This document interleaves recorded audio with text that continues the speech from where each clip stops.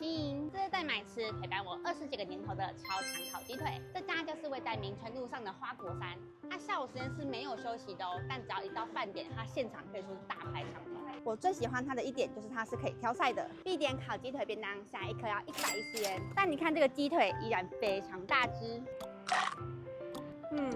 它鸡腿真的非常入味，特别的香味，你只要让我们在店闻到，肯定立马就知道是哪一家。大家推荐给你们，我是黄元巴，拜拜。